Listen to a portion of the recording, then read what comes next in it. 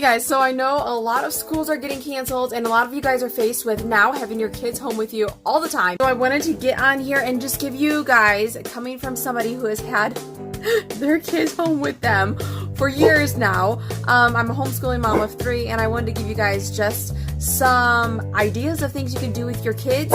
I'm going to do another video too about how we homeschool. I know some of you are facing having to do homeschooling at home and you're just kind of lost. So I just want to give you some, quick tips on how I handle homeschooling 3 boys, and hopefully that will help you, but that will be in another video. This video is just entertaining your kids, things that I personally do with my kids to keep them entertained and to keep us from going crazy in the house all day. So here we go. So let's start with the normal stuff. We play lots of cards. The kids have this new card game called Cheats.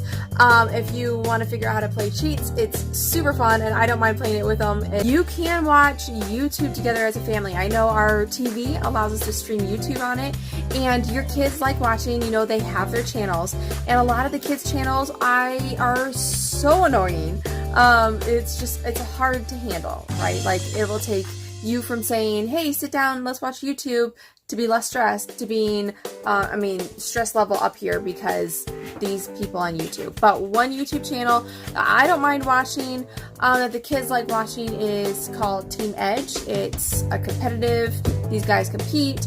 There's a lot of channels that they watch like that. That's the only one that I can handle. Fun thing that I do with my boys a lot at nighttime if we're super bored is play Try Not to Laugh. We'll get on our phones and read each other jokes, and whoever laughs 3 times loses, and that's kind of fun. Of course, you can always bake. My kids love to bake, and I have boys, and they love being in the kitchen and just making new recipes. You can call grandma for her cookie recipe and go ahead and give it a shot, or you can, depending on your kid's age, give them free reign of the kitchen. So you can sit down and kind of just monitor, and they can go ahead and make a recipe all by themselves. Kids love to do that. Another thing that you can do is interview your kids. There's a whole list of templates online that you can use to interview your kids, and it can be really cute, really funny, really eye-opening experience to interview your own kids, and then you can let them interview you. Another thing that we have done over these past couple years, and this is something that where if we ever went into like a quarantine situation where you couldn't leave your home, you couldn't do this, but as far as like not being able to be in school but still wanting to go out and about but not really be around in public, is geocaching. If you don't know what geocaching is, it is like a real world hide and go seek that's happening all the time. You're not finding people, you're finding items or logs that people have hidden all around the world, and you can download the app geocaching and it will tell you the coordinates, and you go out and it's like a big scavenger hunt and you try to find them. Most of them are logs. You can see from 10 years ago where people have been signing their name on this log. Sometimes there's little trinkets and little toys. We always leave little tiny dollar store toys in there for the next person to find. My kids just love it. If you really want to connect with your kids, sit down and have them teach you their favorite video game and you play it with them. I know you're on video games, you're on electronics, but this is a way that really has connected with me with my teenage sons. They love it when mom sits down and gets into their world. And it's just kind of like a neat experience for you to be able to see what they're like, how in the world they do that. I do not like video games. Dads may be better suited for this one, but yeah, sit down and play a video game with your kids. They like it. You can play What's That Taste? This is where we go inside the fridge and the kids are given free reign to get anything out of the fridge. Now, with a quarantine, you kind of want to save your food, so maybe limit what they're allowed to touch. But then the other person is just given a little piece of this with their eyes closed, they're blindfolded, and you have to tell what you are tasting. Another thing that may be more suited for girls, I tried to do this with my boys, and it didn't really keep them entertained long, but is painting rocks. Something that you can just go outside, pick up a rock, bring it inside, and see what it looks like, what you can turn it into, and kids really do like it. My boys aren't too entertained with this, but usually when I'm doing the dishes or we're doing chores, we all take turns and we play our favorite songs. So I'll get on my phone, we'll play it through the speaker, and each person gets to pick their favorite song, and it just makes the time inside the house when you're doing chores, we're cleaning, just to pass by quickly. Another thing you can do is you can do karaoke with your kids. We like doing this too. You just look up your favorite songs on YouTube, and usually they're all available in karaoke, and just have fun. Along the same lines is you can learn to dance. So last couple months ago we learned the Get Up. Me and my home. In fact, I should record that. But me and Marcus doesn't know it. But me and the boys learned the Get Up dance, and they can all do it pretty good. Another thing that my kids really do like is going through old photos.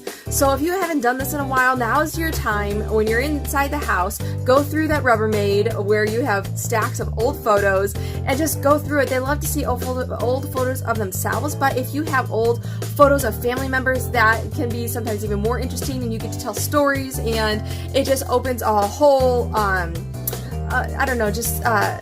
line of communication, but where you could just talk to your kids about your family and their history, and it's just really neat to be able to dig through some old photos and some embarrassing photos maybe of them that you can pull out too.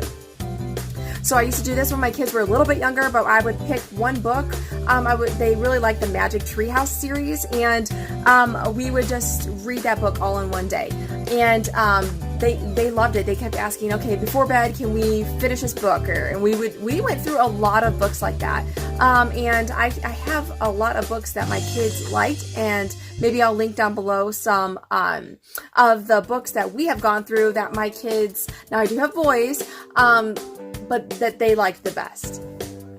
We also go around telling ghost stories. I get kind of carried away with ghost stories, and so I have maybe traumatized my kids a little bit with my ghost stories. But that's a lot of fun to do towards the evening time too. Just sit around, turn the TV off, and everybody go around and tell a ghost story, or everybody finish the story where the other person left off. Another thing too is you could have them get online and plan like what their dream vacation would be. Like, where did they always want to go? Plan the vacation, plan it all out. Like, would you fly there? What would you do there? And that gets them sitting down and just doing research, and they have fun too. Okay, so I'm really getting into the nitty-gritty of our family. We do this not just like, this is something that honestly, I have a teenage son, and he still is like, hey, can we do this? We as a family do these things called blackout tickle fights. We've had to be a little bit more careful now that we're in an RV because things just break easier. But when we were in a house, we would just turn off all the lights in the house, and when we had to do this when it was nighttime because it had to be pitch black. And we played, it was called Blackout Tickle Fight, and you would be wandering around the house in the dark, and as soon as you found somebody, you grabbed them and you just tickled them, and they had to try to fight and get away. We ended up having to stop that at the house because somebody got a tooth right through their lip. So be like, fair warning, if you have like sharp objects around, like don't do it in the living room where you have the corners of the TV stand. But I'm like, that has created some really awesome memories for our family. The boys always ask for blackout tickle fight. I do that sometimes when it's even just me and the boys. Another fun thing to do is to plan pranks on other family members. So I get with my kids sometimes, and I'll get with Jason like, hey, we should do this to Kate, or he'll come up with an idea, and then we'll play pranks on other family members. You just have to regulate that because that can easily get out of control too. Another thing is let them play Would You Rather. That's really fun. It's something that you can, as a mom, can just sit down and back and forth with your kids. You could just say, hey, would you rather swim in a pool with 20 sharks, or would you rather try to run through a forest with 100 bears? Like, what would you rather do? And so there's a whole list on Google that you could play Would You Rather too, if you can't. Airplane races, to see whose paper airplane can make it the furthest, and it's kind of cool. It cultivates the engineer inside of them to be able to design a paper airplane that can fly, doesn't just go up in the air, but can make it the distance. And you could do design like which paper airplane looks the coolest, but sometimes they will spend all day just on this one activity. Another game that I made up when the kids were a lot younger was 1, 2, 3 statue. I was tired, I just wanted to sit on the couch, and so I was making up games for them, but they loved it. It's called 1, 2, 3 statue, and by the time I say 3, the kids, whatever pose that they're in, they have to hold it. The first one to lose that pose is the loser. So that's all I do, just 1, 2, 3 statue, they hold the pose, and then whoever laughs, whoever moves, it's out. But the poses that they come up with is sometimes pretty funny. Another game that I came up with was called Who's That Family Member? So you can play this 2 ways. You can play it where the kids will can answer yes or no. You ask the questions. Does this person have long hair? Does this person have glasses? Does this person live in Michigan? And they answer yes or no until you finally come to the conclusion and you get the answer. Or what's a funnier way to play it is have this person act it out, charades. They can't say anything. And by how they're acting and things that they're doing, you get. So again, that's just a couple of ideas to help you guys stay sane during this time, enjoy your family, and have fun. I just want